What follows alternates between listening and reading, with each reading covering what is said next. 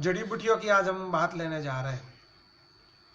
हमने स्वस्थ वृत्त, प्रकृति, दिनचर्या, व्याधि क्षमत्व, इन सब चीजों पर बात कर ली मित्रों।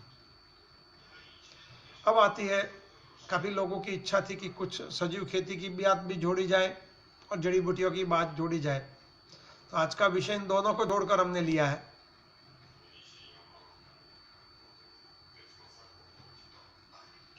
आज का विषय उन दोनों को साथ में जोड़े हैं। तो आज का विषय है जड़ी बूटी। मेरे आंगन में, गुजराती में हम सबसे पहले करीबन 2002 में जामनगर यूनिवर्सिटी और जामनगर मर्चेंट एसोसिएशन के साथ जुड़कर, मेरे परम मित्र थे, उनके साथ जुड़कर वहीं पर उन्होंने मेरा पहला प्रोग्राम करवाया था। उसका नाम था कुदरत ने खिलवा दो अपना आंगणामा। कुदरत ने खिलवा दो अपना आंगणामा। कुदरत को, मतलब कुदरत को खिलने दो हमारे आंगन में, उस नाम से आया। जगदीश भाई नमस्ते। उस नाम से वो प्रोग्राम वहीं पर से शुरू हुआ था। करीबन जड़ी बूटियों का काफी बड़ा प्रदर्शन भी वहां पर लगा था और काफी लोग, जामनगर के प्रबुद्ध नागरिक और काफी लोग मुझे सुनने भी आए थे। उस वक्त से मेरी ये जड़ी बूटियों की ओर की यात्रा शुरू है मित्रों। जड़ी बूटी आयुर्वेद की जान है, ऐसे कहो तो कोई कम बात नहीं है मित्रों।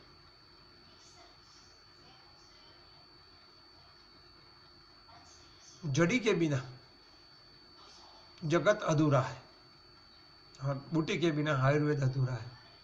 तो जड़ी बूटी जोड़कर जगत और आयुर्वेद दोनों चलता है। जिस चीजों को हम जानते नहीं है, उसका मूल्य के बारे में अगर हमें पता नहीं है मित्रों, तो ज्यादातर हमें उस जड़ी बूटियों के बारे में बहुत ज्ञान नहीं रहता मित्र। हम उसको फिजूल घास फूस समझते हैं, खरपतवार समझते हैं, ऐसा समझकर उसका नष्ट करते थे। घर आंगन के, अगर आप घर के पास, हमारा आंगन से शुरुआत करोगे तो घर के आंगन में पुरातन समय में तुलसी मैया जरूर थी। हर कोई आंगन ले लो, मिट्टी का बना हुआ एक जगह होती थी, उसमें चारों ओर गोख रहते थे। गोख के अंदर दिया जलाया जाता था और ऊपर तुलसी मैया रहती थी। हर किसी, गाय और तुलसी, ये दोनों का बिना आपको हमारा पुरातन काल में कोई घर ही नहीं मिलेगा आपको। जितने भी हमारे घर थे, ज्यादातर घर वहां पर बहुत ही छोटे थे, आंगन बड़े थे। आजकल उल्टा हो गया, घर बड़े हो गए, आंगन छोटे हो गए, क्योंकि आंगन में बैठने की प्रथा ही चली गई। पहले लोग आंगन में बैठते थे, पूरा घर का काम हमारी बहनें हो आंगन में बैठ के करती थी, एक दूसरे से बातचीत चलती थी, आने जाने वाले वहां से गुजरते थे, एक दूसरा का दुख सुख का बातचीत करते रहते थे। बहुत बड़ा सुखमय वो समय था। गाँव में रहते थे हम, आप भी रहते होंगे। तो आंगन में ये सब घर के आंगन में, शहरों में भी घर छोटे थे और हर के घर के आंगन में एक आध तुलसी मैया तो जरूर मिल जाती। और घर की जो बहनें हैं, माता है, वो सुबह स्नान करने के बाद तुलसी की परिक्रमा करके दिया जलाती थी और तुलसी की पूजा होती थी हर घर में। ये भारतीय संस्कृति में ये गाय और तुलसी कई सालों से जुड़े होंगे। शायद हम उसको संस्कृति से अलग नहीं कर पाएंगे। संस्कृति की पहचान कहोगे, एक चिन्ह मानोगे तो गौ माता और तुलसी रहती। क्या था, क्यों लोग घर के आंगने तुलसी का पौधा रखते थे? अब शिव मंदिर चले जाओ, आपको पीपल का पेड़ मिल जाएगा। गांव का जिस द्वार बोलते हैं, गांव का द्वार होता है, हम लोग गुजराती में उसको गांदरा बोलते हैं। गांदरा, गांव का गांदरा है। गांव का जो प्रवेश द्वार होता है, वहां पर हर हमेश आपको बरगद के पेड़ मिलते थे। जैसे कोई बड़ा दादा, कोई जटादार जोगी अपने अपने आप में सिमट के लिए हुए गांव के दरवाजे पे खड़ा हो, उस तरह से वो बरगद के पेड़ खड़े रहते थे। बड़े बरगद के पेड़ रहते थे और उस पेड़ों के नीचे दोपहर के समय, गर्मियों के दिन में काफी पशु रहते थे। गांव के बूढ़े बुजुर्ग वहीं पर बैठते थे उस पेड़ों के नीचे। और हमें याद है, हमारे गांव के वो शुरुआती जगह पे, जिसको एंट्रेंस बोलते हैं आज का, प्रवेश द्वार, वहीं पर 2 बड़े बरगद के पेड़ थे और गांव के पूरे बच्चे वहीं पर खेलते रहते थे उस बरगद के नीचे। मानो कि हमारा पूरे गांव का सेंट्रल एसी था, गांव का एक पूरा सेंट्रल एसी वहां पर बना हुआ था। आते जाते वटे मार्गू वहीं पर रुकते थे, वहीं पर पानी की 2-3 मटकियां रखी होती हुई, कौन भरता था, कौन पैसा देता था, कोई कुछ पता नहीं था, कोई भर देता था। पूरे दिन उन नई मटकियों से पानी लोग पीते थे, आने जाने वाले तृषा छिपाते थे।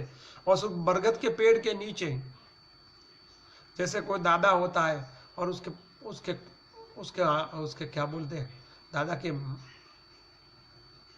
हमारे गुजराती में बोलते हैं खोले में, तो दादा के पास कोई बच्चा किस तरह से खेलता है, किस तरह से बिल्कुल शांता का अनुभव करता है, निर्भयता का अनुभव करता है, उसी तरह से हम उस बरगद के पेड़ के नीचे खेलते थे, बैठते थे। वही हमारी संस्कृति थी, वही हमारी प्रकृति भी थी और वही जीवन की शैली भी थी, कुछ अलग नहीं था।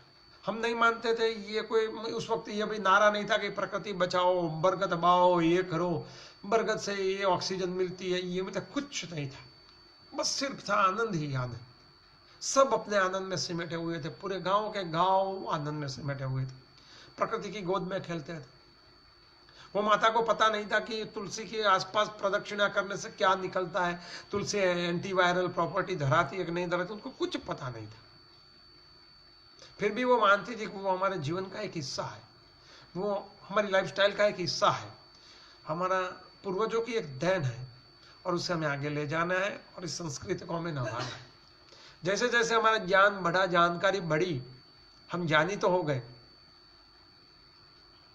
पर ज्ञान का पूरा उल्टी दिशा में बहन शुरू हुआ। वो तुलसी घर से निकल गई, वो गौआ घर से निकल गई, वो बरगद गांव से कट गए, वो शिव मंदिर के पीपल आज कहीं दर्शन नहीं दे रहे। आज दर्शन दे रहे हैं तो सिर्फ और सिर्फ कोरोना और लॉकडाउन। बड़े दर्द की बात है, बड़े दुख की बात है। हमने सब कुछ खो दिया है और फिर आज उसको ढूंढने निकले हैं। जो जहीं से खोया है आप वहीं से पाओगे। न तो उस वक्त कोई कोरोना था, न कोई कुछ था, हम लोग खेलते थे बस आनंद में। आप भी खेले होंगे, आप सभी ने वो उन सभी चीजों को, हाँ वकील साहब नमस्ते, हम सभी लोगों ने वहीं पर एक आनंद लिया है प्रकृति का। वो गांव के पास में एक तालाब था, बस पूरे दिन हम नहाते रहते थे। इतने ज्यादा अच्छे कपड़े नहीं थे, शरीर पोंछने के लिए कभी रुमाल ही नहीं था, फिर भी स्नान करते थे। अब आसपास की मिट्टी में शरीर को रख दौड़ते थे, फिर जाके फिर स्नान करते थे। क्या था? जीवन ही लाइफस्टाइल थी। न मेरा था न तेरा था, न उसका था न उसका था, पूरे गांव का सब रहता था और पूरा गांव आपस में सिमट कर एक दूसरों के साथ रहता था। तो वही प्रकृति थी और उस प्रकृति को हमने छोड़ दिया, उसको हम भूल गए। आंगन से तुलसी चली गई, घर के पिछवाड़े जो गार्डन जैसा था, बागड़ जैसा रहता था, उसमें से वो बाढ़ चली गई, बाढ़ के साथ वो गौ माता चली गई, सब हमें छोड़कर चले गए।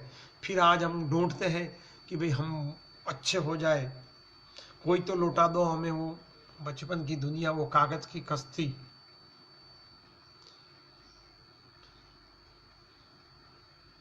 वो मैंने एक ट्वीट पढ़ा था अनुपम खेर का, उसने कहा जिस उम्र में मेरे पास साइकिल नहीं थी उस उम्र में मैंने मेरे बच्चे को स्कूटर दिया, जिस उम्र में मेरे पास आईना नहीं था मुंह देखने का, उसी उम्र में मेरे बच्चे को मैंने लैपटॉप या मोबाइल दे दिया। पर दुर्भाग्य की बात है कि हमने जो बचपन खेला, हमने जो बचपन में पाया, वो सब हमने अपने बच्चों से ले लिया, उनको उनसे विमुख कर दिया। तो प्रकृति के साथ रहने का, प्रकृति के साथ खेलने का सबसे बड़ा अनमोल प्रयास है जड़ी बूटियों के। तो आपके घर के आगे थोड़ी जगह है मित्रों, तो कहीं पर आज भी वो तुलसी को वापस ले आना जरूर है, क्योंकि वो एंटीवायरल प्रॉपर्टी है। तुलसी के अंदर ब्रेसिनोल ऑयल है, ब्रेसिनोल ऑयल का एंटीबैक्टीरियल और एंटीवायरल प्रॉपर्टी बहुत ही अच्छी मानी गई है। और ब्रेसिनोल ऑयल इसीलिए ऐसा कहा है कि वो नॉर्मल टेम्परेचर से भी हवा में थोड़ा थोड़ा सा उठता रहता है। अगर आपको प्रयोग करना है, मैं करता हूँ हर रोज। मेरे खेत में मरुआ के पौधे बहुत लगे हुए हैं, मरुआ के, वो तुलसी वर्ग की औषधि है।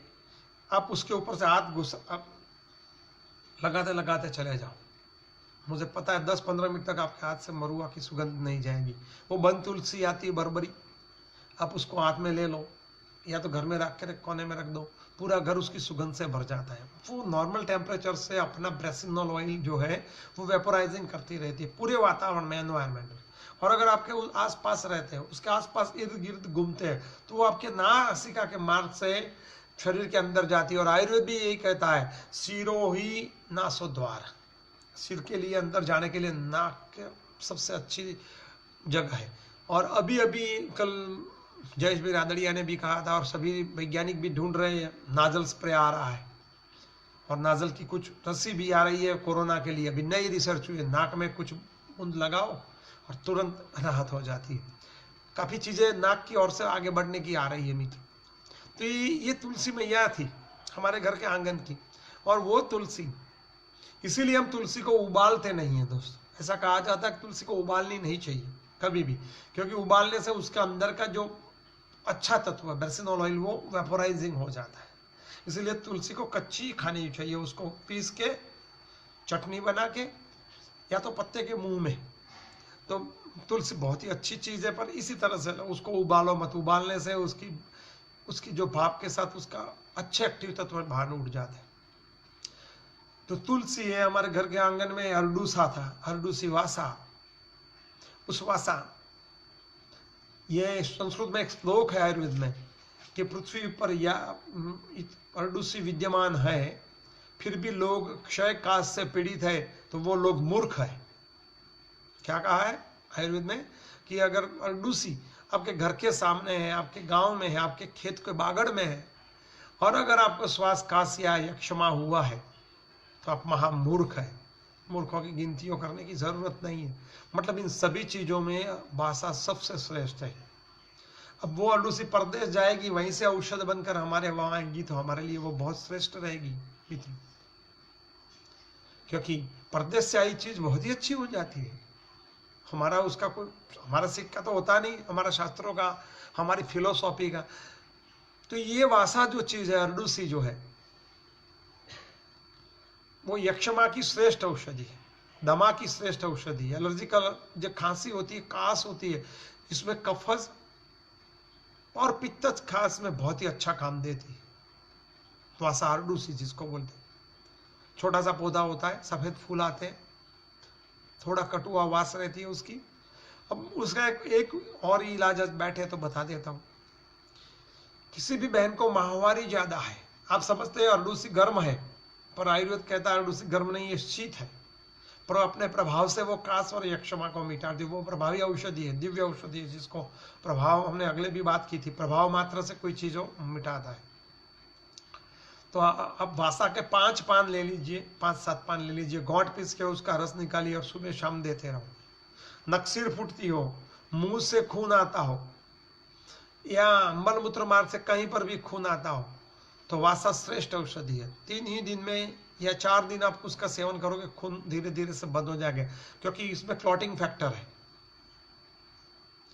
विटामिन के उसमें बड़ी मात्रा में, तो क्लॉटिंग फैक्टर को बढ़ाती है और खून बहना बंद कर देती है। तो ये ब्लीडिंग की सबसे अच्छी औषधि और मुफ्त की औषधि है। वो गर्म नहीं है दोस्तों। आप वासा का उबाला भी ले सकते हो, वासा गनवटी भी ले सकते हो। नक्सीर में नक्सीर में बहुत ही बढ़िया ये इलाज है, जिसको नक्सीर बार बार होती हो, बस गर्मियों के सीजन में 5-7 दिन उसको अरडूसी का पत्ता खिलाओ, वो बिल्कुल बंद हो जाएगा। आयुर्वेद ने कहीं पर तुलसी को चबाना मना नहीं किया गया भैया। हाँ, हालांकि कुछ लोग कहते हैं कि तुलसी को नहीं चबाना चाहिए, उससे दांत को नुकसान होता है, पर आयुर्वेद के शास्त्र में कहीं पर ऐसा नहीं लिखा है। और मैं अभी आयुर्वेद के आधार पर ही चलूंगा, क्योंकि मेरे लिए शास्त्र ही परम वाक्य है, और हम शास्त्र के आधार पर आगे बढ़ेंगे, क्योंकि काफी गलत रहमियों लोगों में फैली हुई है।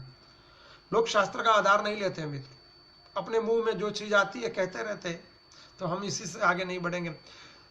तो ये औषधियाँ जो है, हमारे घर आंगन की औषधियाँ, कुआं ग्वार पाठा था, धृत कुमारी, एलोवेरा। जब तक हमारे वहां थी धृत कुमारी कोई कीमत नहीं थी, पर्दे से एलोवेरा होकर आया और बड़ी इंडस्ट्री शुरू हो गई भाई साहब। उसकी जेल आने लगी, उसकी टूथपेस्ट आने लगे, उसकी साबुन आने लगे। कोई बात नहीं, अच्छी चीज है। धृत कुमारी त्रिदोष नाशक है। हर एक के घर के आंगन में एक धृत कुमारी का पौधा होना चाहिए, एलोवेरा का। कुंवार पाड़ा गुजराती में आपने बोलिए जो जब जल जाते हैं, जल जाने पर उससे अच्छी औषधि आपको कोई नहीं मिलेगी। तुरंत उसको काटो और उसका रस लगाओ, बिल्कुल आपको ऐसा लगेगा कि जैसे कोई किसी ने बर्फ रख दिया। तो जलने पर और चोट लगने पर उससे अच्छी औषधि नहीं मिलेगी। बहनों की माहवारी का प्रश्न है तो उसके लिए वो सबसे अच्छा एक टुकड़ा आप सब सुबह सुबह निकलते रहो। लीवर के लिए भी बेस्ट औषधि है मित्रों।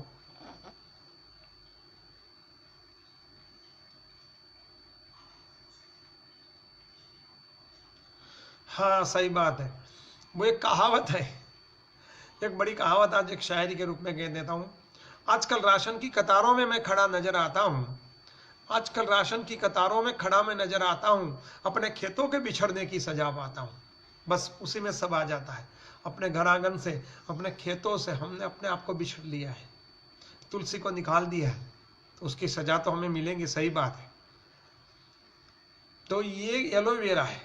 जड़ी बूटियां को एक बात बता लो, जब चरक जी का अभ्यास पूरा हो गया तो उन्होंने उनका गुरुजी ने कहा कि आप ऐसे करो, जो औषधि के रूप में यूज नहीं होती हो ऐसी कोई नई जड़ी बूटी ढूंढ के लाओ, ताकि हम उसका नामकरण करें और दूसरे रोग में उसके बारे में संशोधन करें।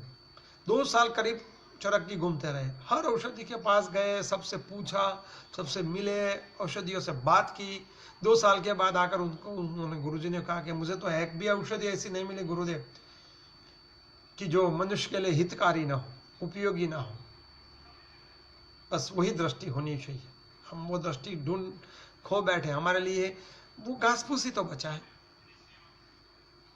हमने मेढों को निकाल दिया खेतों से, बागड़ को निकाल दिया, सब साफ कर दिया, वायर फेंसिंग शुरू कर दी है, पेड़ पौधे को निकालते जा रहे। जिस तरह से ये कोरोना वायरस हमारे शरीर में उपद्रव कर रहा है, समझ लो बहुत अच्छी बात है, हमारे शरीर में उपद्रव कर रहा है। इसलिए पृथ्वी रूपी शरीर में हम जैसे कोरोना, मनुष्य रूपी कोरोना वहीं पर नुकसान पहुंचा रहा है। हम भी तो कोरोना ही है पृथ्वी के लिए, एक वायरस से ज्यादा कुछ नहीं। वो भी हमारे फेफड़ों को नुकसान पहुंचाता है, हमने भी पेड़ों को काट कर पृथ्वी के फेफड़ों को नुकसान पहुंचा है। कब तक ये सब सहन कर पाएगी प्रकृति? तो पेड़ जो है, पौधे जो है, वनस्पति जो है, हमारे पृथ्वी के फेफड़े हैं। उपनिषद काल से, वेद काल से वृक्ष को नारायण कहा, वृक्ष नारायण। वृक्ष नारायण है। नारायण का मतलब आप समझते हो? भगवान। और भगवान का मतलब क्या है? जल भगवान है, अग्नि भगवान है, वायु भगवान है, पृथ्वी भगवान है। मतलब आप उन चीजों पर कितना भी अत्याचार करो, उसको गाली दो, उसको कुछ भी करो, आप बोलो कि मैं वायु को गाली दे रहा हूं, ये दे रहा हूं, तो वायु आपके श्वास में आना बंद थोड़ा कर देगा। मतलब करो, परोपकाराय फलते वृक्षम, परोपकाराय वहते नद्यम, ऐसा एक कहावत है। ये सब परोपकार के लिए ही बने। आप वृक्ष को कितने भी पत्थर लगाओ, वो आपको मीठा फल ही देगा। हिंदी में कहावत है, जिसके पास जो है वही आपको देगा। उसके पास अच्छी चीज है, आपको अच्छा देगा, बुरी चीज है तो बुरा देगा। तो पौधे साक्षात देव है, वृक्ष नारायण है। आप उसको काटो, पाको, कुछ भी करो, वो आपसे कभी भी शिकायत नहीं करेंगे, आपको अच्छा ही देंगे। उनका स्वभाव में यही है। तो साक्षात देव है पृथ्वी पर के।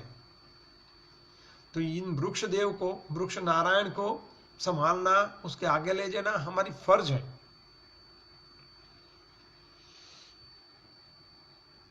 हम उसके साथ बागड़ के भी चर्चा करेंगे। कल मित्र की बात थी सजीव खेती के बारे में, सजीव खेती की बाढ़ के बारे में भी बात चल रही थी। मित्रों, ये दिव्य जड़ी बूटियां जो आयुर्वेद में लिखी है, वो कहां से आई? भारत भर में वो फैली क्यों, आपको पता है? तो अभी रामायण चल रहा है, आपने देखा होगा, वो रामायण का एपिसोड आता है। लक्ष्मण जी को मूर्छा आ जाती है और हनुमान जी संजीवनी लेने जाते हैं, और संजीवनी उनको समझ नहीं आती और वो पूरा पहाड़ उठा कर ले आते हैं। अब लोग उस कथा तो करते हैं पर उसका मर्म नहीं समझते। क्या हनुमान जी इतने इतने मूर्ख आदमी थे?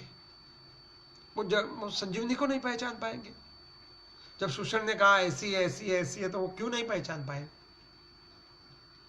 कुछ जैसा ज्ञानी आत्मा आपको, ज्ञानी पुरुष पूरे रामायण में नहीं मिलेगा।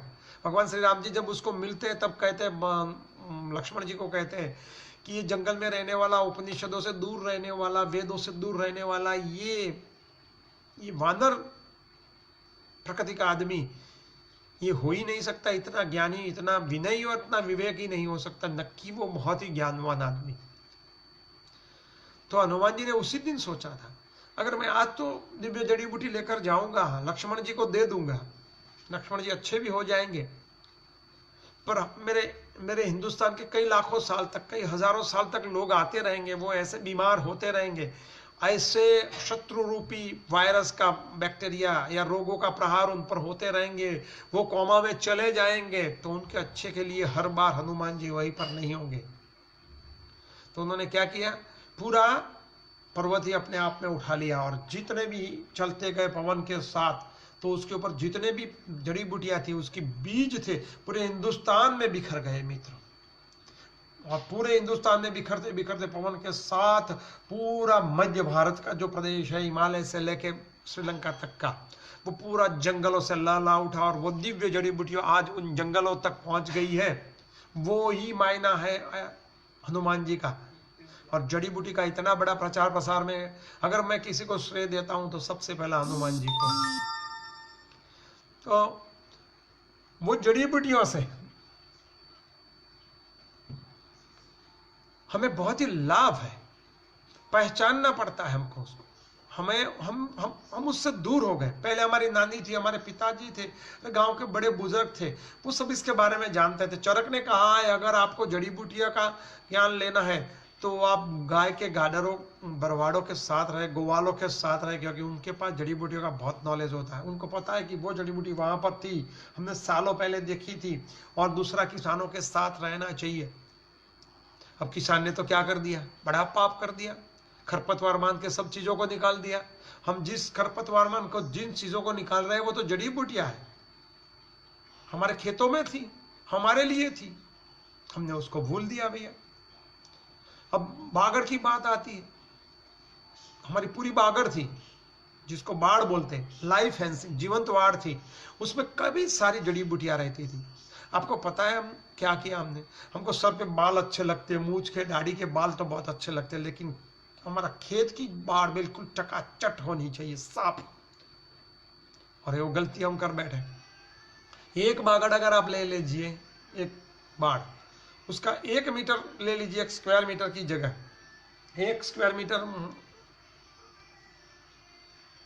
लंबाई, पौलाई और ऊंचाई, मतलब 1 स्क्वायर घन फीट की जगह ले लीजिए। उसमें साइंस ने ऐसा माना है, सूक्ष्म जीव से लेके, सूक्ष्मतम सूक्ष्म जीव से लेके बड़े जीव तक, उसी बड़े जीव तक 950 मित्र या शत्रु कीटक उसमें रहते हैं, मतलब छोटे मोटे जीव रहते हैं। एक बागड़ में 3 फुट लंबी, 3 फुट चौड़ी, 3 फुट ऊंडी बागड़ आप ले लीजिए, तो उनमें इतने जीव रहते होंगे, सूक्ष्म से लेकिन बड़े तक।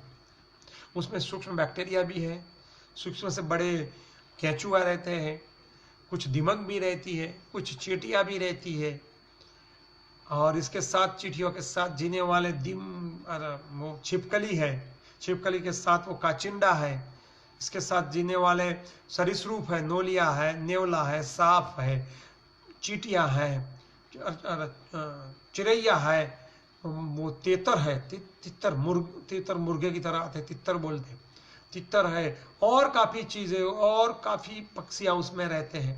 इसी से लेके बड़े बड़े, जैसे वो रैबिट, इससे बड़े जिसको हम खरगोश कहते हैं, शाल है, ऐसे छोटे मोटे जानवर सब मिलकर उस बागड़ में रहते थे। सबका आश्रय स्थान था। हमने सबको एक रात में निकाल दिया,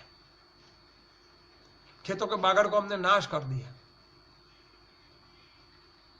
क्या हुआ उसके फलस्वरूप? क्या हुआ? जब खेतों की जमीन तो बढ़ी, खेतों के लिए हमने जमीन तो बढ़ा दी दोस्तों, पर अपने मित्रों का रहने का स्थान नष्ट कर दिया। आपको पता है एक शाल आपके खेत के कई चूहों को मारती थी,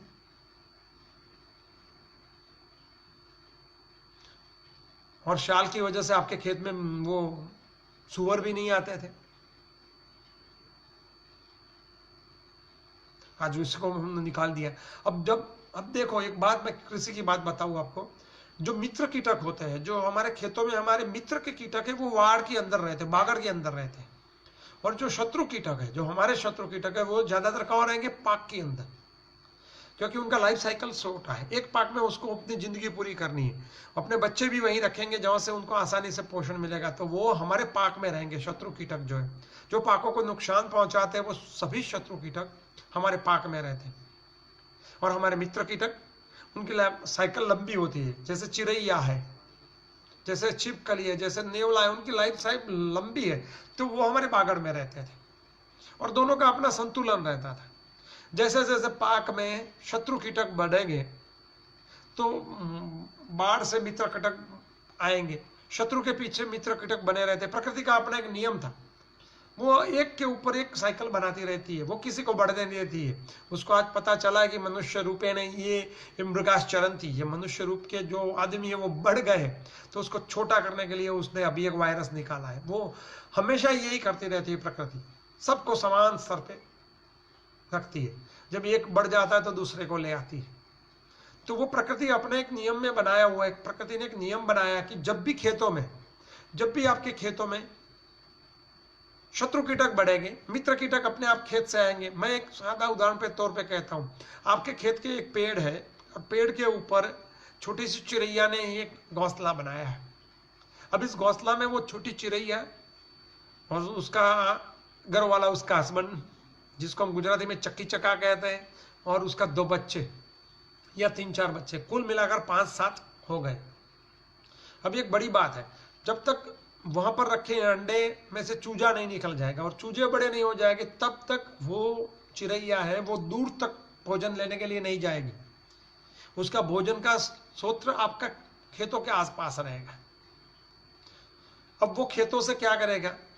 जिल्लियां है, शत्रु कीटक है, उसको उठाकर ले आएगी अपने भोजन के लिए, खुद ही खाएगी, अपने बच्चों को भी खिलाएगी।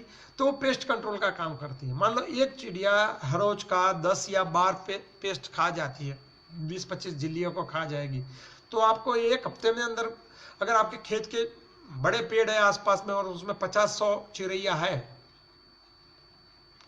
स्पैरो, चकली, तो कितना बड़ा पेस्ट कंट्रोल का काम करेगा। मतलब वो कुछ ना कुछ देते थे। मनुष्य को छोड़कर प्रकृति का हर जीव हमें जो जितना लेता है उतना ही वापस कर देता है, हम पर कोई उधार नहीं रखता। एक मनुष्य ही ऐसा है जो सब कुछ खा जाता है। अब हुआ क्या, उस खेत में, उस खेत की बागड़ में केंचुआ रहते थे, उस खेत की बागड़ में नेवले रहते थे जो सांप का कंट्रोल करते थे, सांप रहते थे जो उंदर का, मुशक का कंट्रोल करते थे। एक दूसरे के साथ पूरी एक बायोलॉजिकल दुनिया थी, बायोडायनेमिक दुनिया हम बोल सकते हैं। तो ये बायोडायनेमिक दुनिया को हमने खत्म कर दी। अब हुआ क्या, समझ लो, एक बड़ी बात है। एक फिल्म आई थी जिसका नाम है बटरफ्लाई इफेक्ट, इंग्लिश में ये मूवी आई थी, शायद नहीं देखी होगी, देख भी लेना समय मिले तो। ये बटरफ्लाई इफेक्ट आई थी मित्र। उसमें यह कहा गया है कि अगर आपका आज का एक छोटा कर्म कल के लिए बड़ा विशाल कर्म बन जाएगा। कैसा छोटा कर्म? किसी एक आदमी ने चाइना में चमगादड़ को खाया, या तो चमगादड़ से वो पैगमेनियमा वायरस आया और वो कीड़ी खाऊ को, चींटी खाऊ को बेचने के लिए बाजार ले आया। एक ही आदमी की छोटी गलती थी, उसका एक ही कर्म था, छोटा कर्म। हमें नहीं दिखेगा कि अब चमगादड़ को या बैट को मारने से क्या फायदा, क्या होगा, लाओ भोजन तो है, खाते ले आए। पर उसकी एक गलती आज पूरे विश्व को भारी पड़ रही है।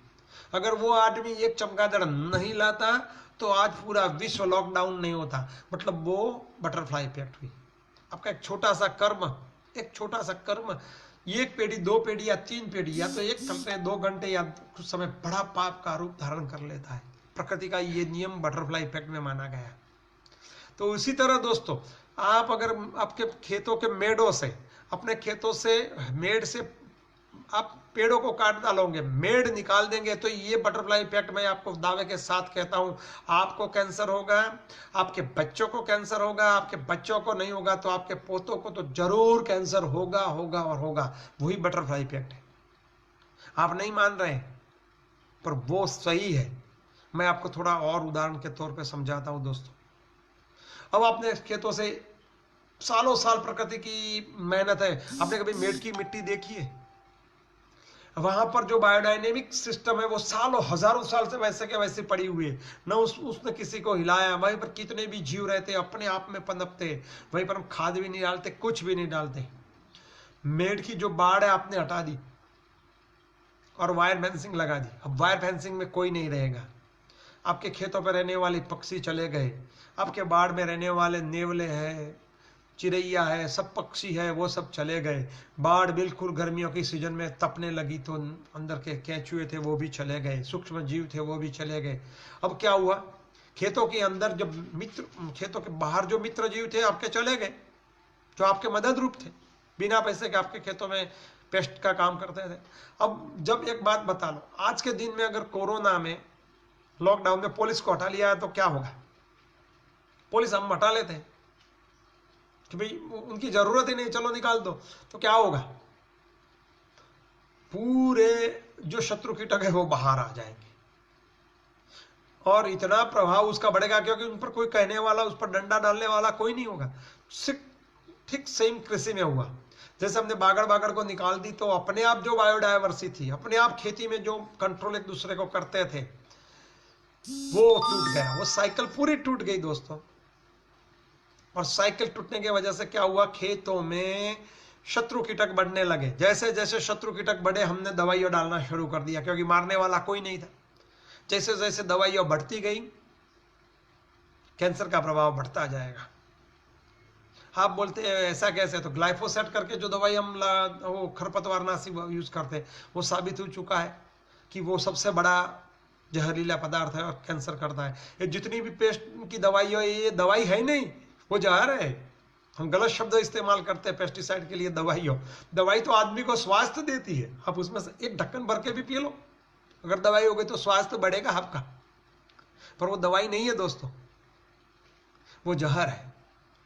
और लोग ऐसे कहते हैं, किसान ऐसा कहता है कि हमें कहाँ खाना है मित्रों, ये तो हम तो डाल देते हैं, वो तो शहर वाले खाएंगे। तो ये बात पहले भूलो कि आप उसको लगाने के लिए, उस खाद पे छिड़काव के लिए आप ही पहले जाते हो मित्र, तो सबसे पहले आप उसके संपर्क में आते हो।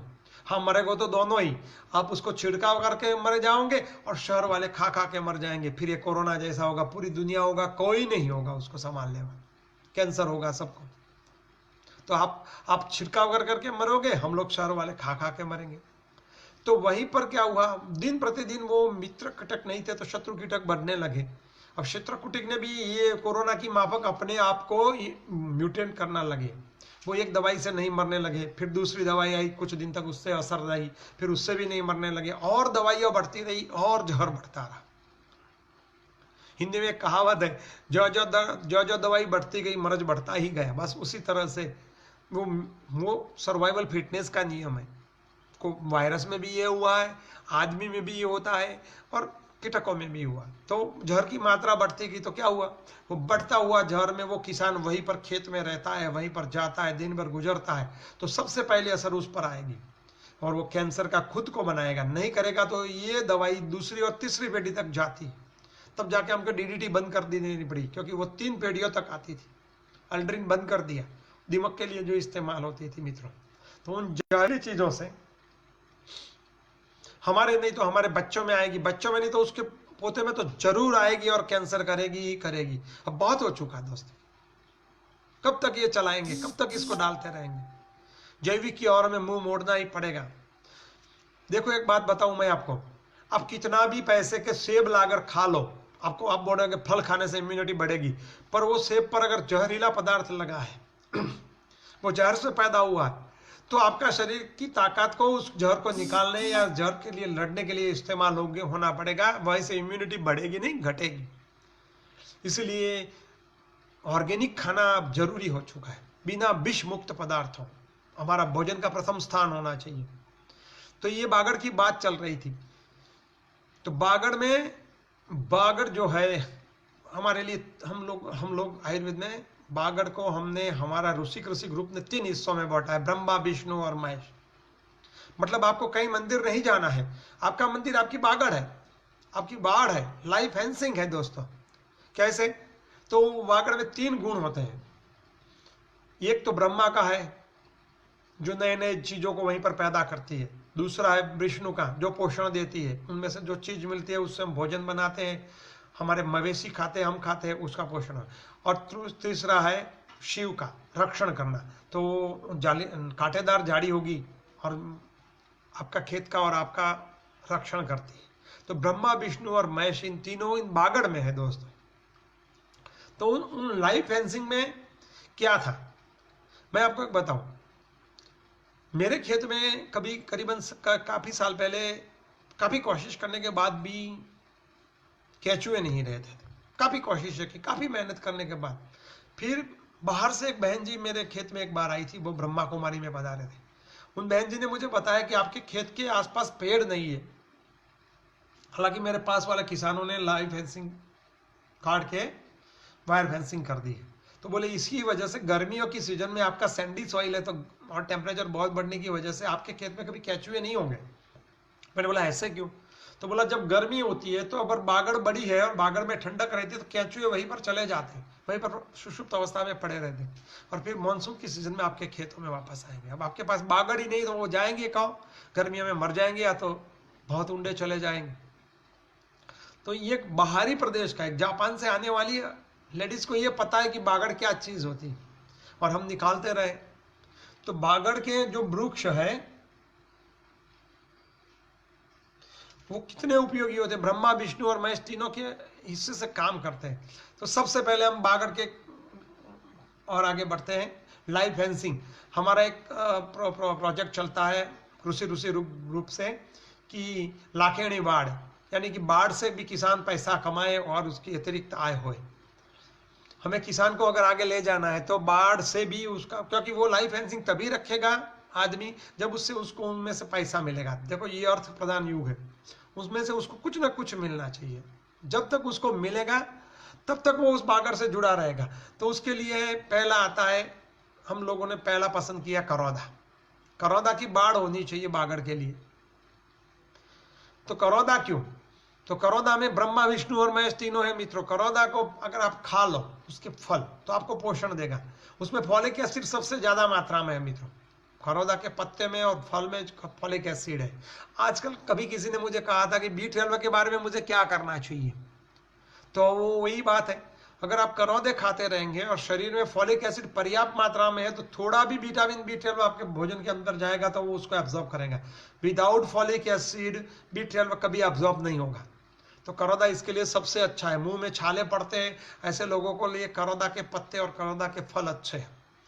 और अभी करौदा के फल राजस्थान और इस इलाके में 1200 से 1500 रुपये 20 किलो प्रति बेचे जाते हैं। उसी से करौदा से जाम भी बनती है, जेली भी बनती है, अचार भी बनता है। तो ये पोषण भी देता है, हमें भी देता है। हमारे मवेशी उसको खाएंगे तो उसके दूध में भी वो जाएंगे और उसके दूध से भी हमारे शरीर में आएंगे तो हमारा मवेशी भी समृद्ध रहेगा, हमारी खेत भी समृद्ध रहेगा और हम भी समृद्ध रहेंगे। पूरे एक बागड़ से हमें प्रकृति को, कृषि को, पशु को और सबको अच्छा रखना है। देखो जिसके खेत बिगड़े, जिसकी कृषि बिगड़ी, उसका स्वास्थ्य बिगड़ा।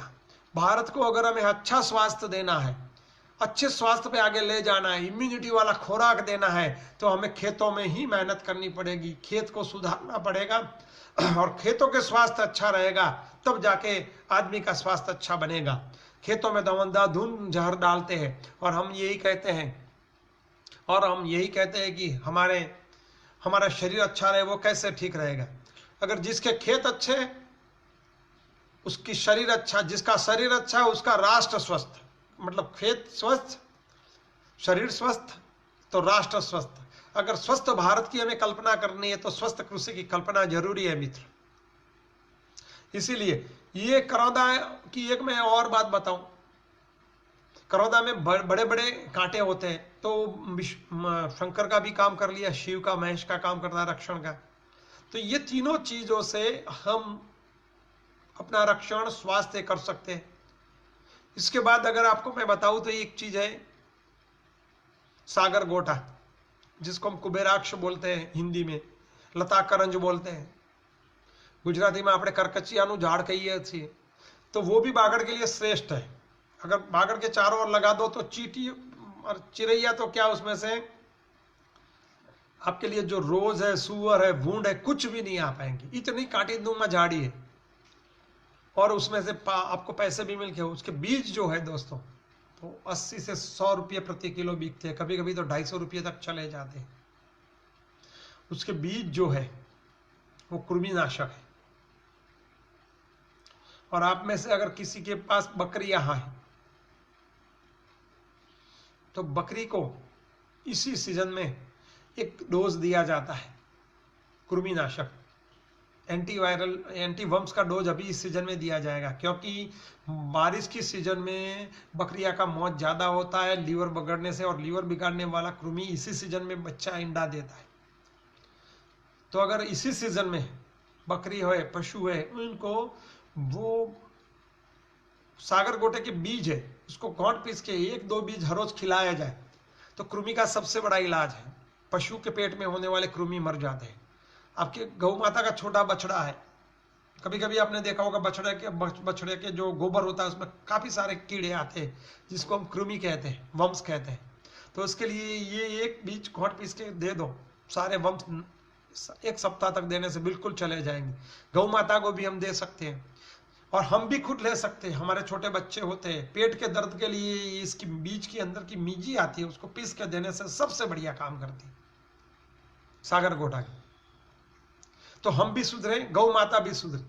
और गौ माता का अगर जो गोबर है वो बिना कृमि के बाहर आएगा तो आपके खेतों में भी कृमि नहीं लगेगी, कृमिजन्य रोग नहीं होंगे। इसके पत्ते जो है उतने कड़वे हैं, क्विनाइन को मात करते हैं। मतलब मलेरिया की सबसे अच्छी औषध है सागर गोटे के, मलेरिया की सबसे अच्छी औषध है।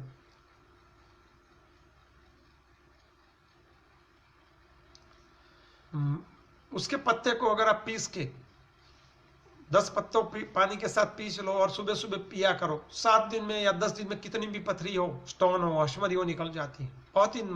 बहुत मामूली और सस्ती दवाई है पथरी के लिए। देखो इससे हमारा सेहत अच्छा होगा, गौ माता का सेहत अच्छा होगा और भूमि का स्वास्थ्य तो वो रक्षण करती है, इससे भूमि का रक्षण भी होगा।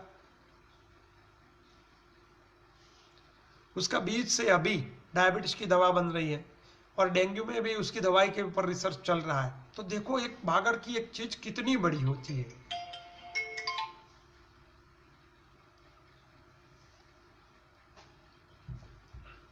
ऐसा इसके साथ एक और जोड़ दीजिए, वो है गिलोय का। गिलोय की आप बाढ़ कर सकते हो। गिलोय तो अमृत ही है। गिलोय की बात बताना हाथ कंगन को आरसी दिखाने वाली बात है। हम सभी लोग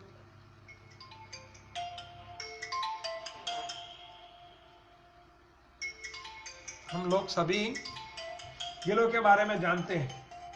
गिलोय का संस्कृति नाम अमृता है। क्या है अमृता? अमृतेन जायते, यानी कि जिसकी उत्पत्ति अमृत से हुई है और जिसको खाने से हमें अमृत मिलता है। इस सभी का इसी के नाम संस्कृत नाम अमृता है, गिलोय। हर घर के आंगने हम लोग वो क्या करते हैं, मनी प्लांट लगा लेते हैं। मैंने कहता हूँ मनी प्लांट कैसे कोई नुकसान है, अच्छा नहीं, उसमें कोई लाभ तो होगा, पर मनी प्लांट की जगह हम घर में गिलोय नहीं लगा सकते। घर में हम लोग दोड़ी है जिसको जीवंती कहते हैं उसकी बेल नहीं लगा सकते, चिरौंजी की बेल नहीं लगा सकते, गुंजा की जो शोभा भी देती है।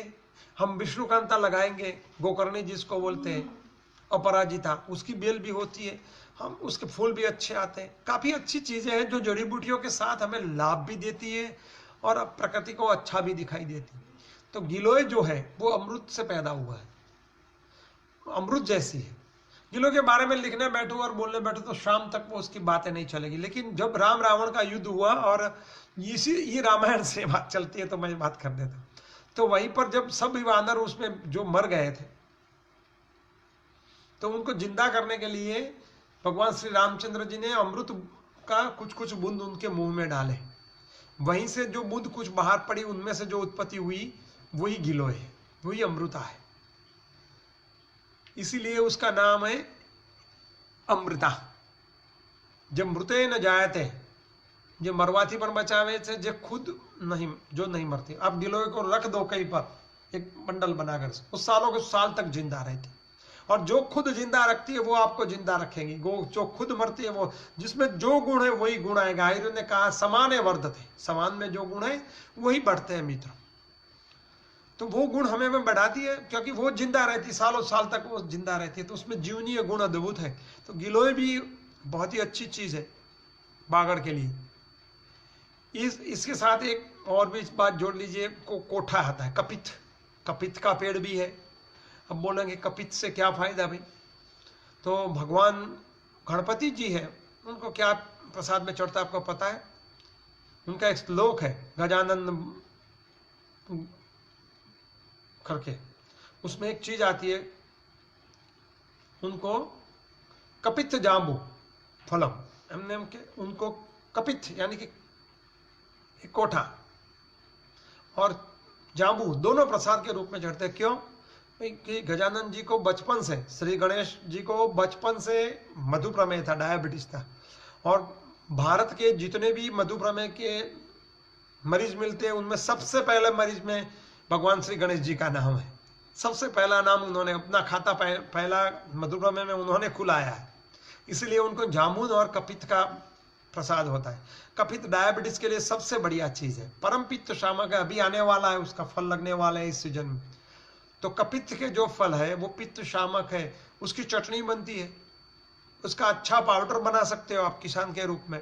और उसका पाउडर बनाकर उसके साथ कुछ मिलाकर, मतलब मसाला, छाछ का मसाला, दही चाट का मसाला बनाकर भी आप उसको बेच सकते हो, तो अतिरिक्त आय का साधन बन जाएगा।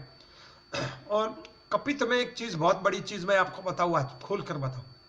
अगर आप में से कोई साहसिक है, किसी को और आगे उद्योग ले जाना है, तो कपित का जो पत्ता है, उसका जो पान है, दुनिया के बेस्ट माउथ फ्रेशनर है। बेस्ट माउथ फ्रेशनर, मैं दिल की राज की बात आपके सामने आज रख सकता हूं। वो आप इसके 2-4 पत्ते मुंह में चबा लो, 15-20-25 मिनट तक मुंह बिल्कुल फ्रेश सुगंधितदार रहेगा। आप आपने सोचा नहीं उतनी अच्छी सुगंध और स्वाद है, तो आप उससे अच्छी माउथ फ्रेशनर भी बना सकते हो मित्र। और कपित का पेड़ की एक मैं बात और भी बताऊं। मेरे एक मित्र थे आदित्य भाई पटेल, जड़ी बूटियों के काफी जानकार थे, बहुत बड़े जानकार थे, और जड़ी बूटी के पीछे उन्होंने अपनी जिंदगी लगा दी थी।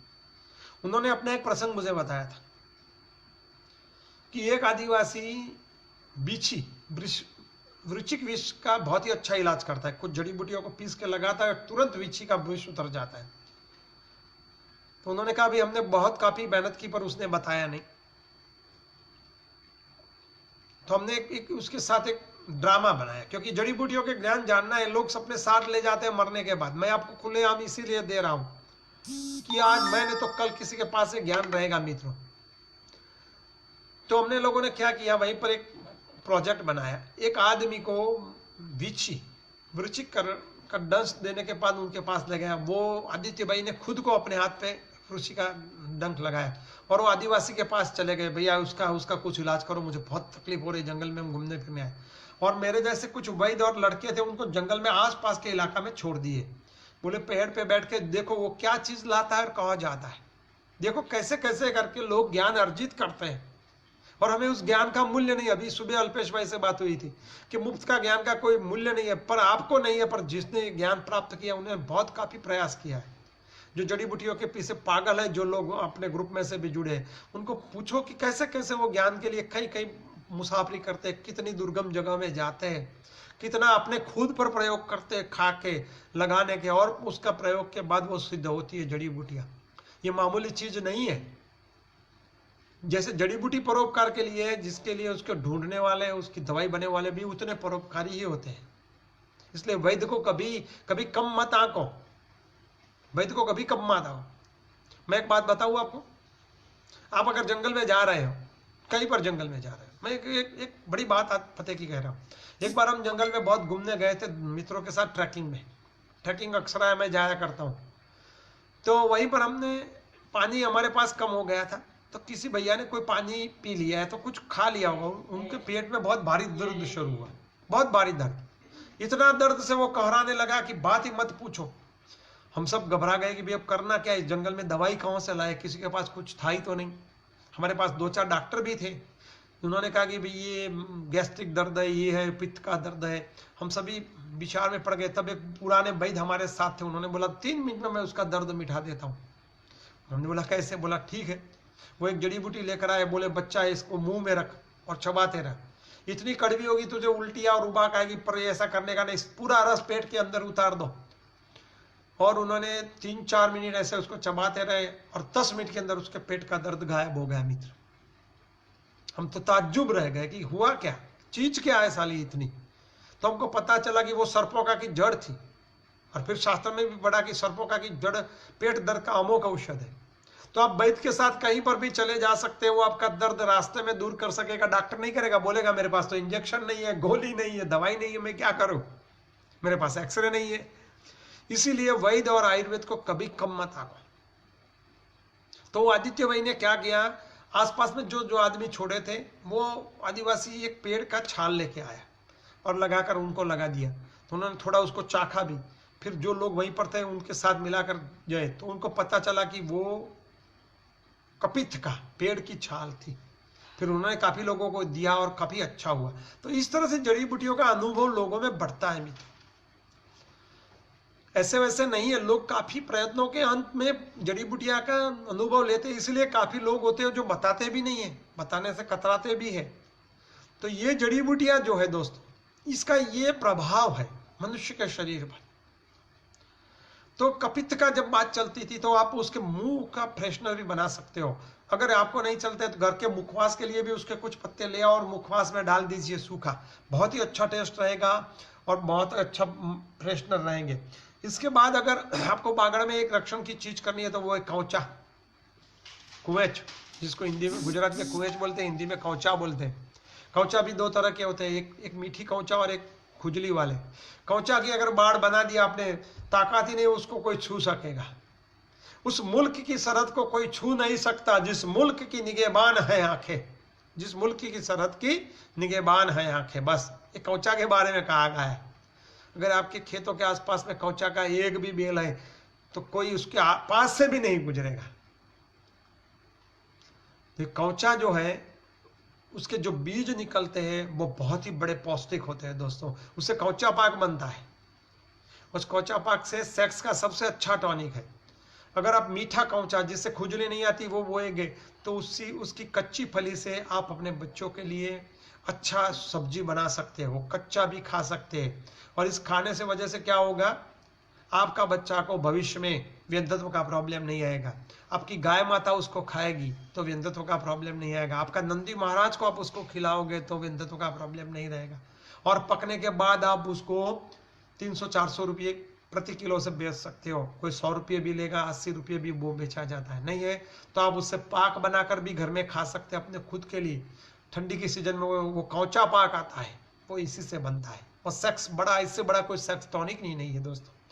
तो ये कौचा भी बागड़ के लिए बहुत ही अच्छा है। और कौचा से एक बड़ी अभी नई शोध सामने उभर कर आई है, पार्किंसन डिसीज है। काफी कम लोगों ने सुना होगा पार्किंसन डिसीज के बारे में, जिसमें वृद्धावस्था में आदमी में कंपा आता है, रुझारी शुरू हो जाती है, ट्रेमरिंग शुरू हो जाती है। तो कौचा से निकली हुई एक चीज है, उनमें से वो लोग डोपापायरिन करके एक मेडिसिन बनाते हैं। और पार्किंसन दी वो बेस्ट मेडिसिन है। मतलब आपने जवानी में अगर कौचा खाया होगा, तो जो दिमागी काम करने वाले हैं, अमेरिका में ये दिमागी काम से और ये बीमारी ज्यादा है, भारत में अभी उसकी दस्तक शुरू हो रही है। तो पार्किंसन डिसीज के लिए कौचा सबसे बढ़िया औषध है।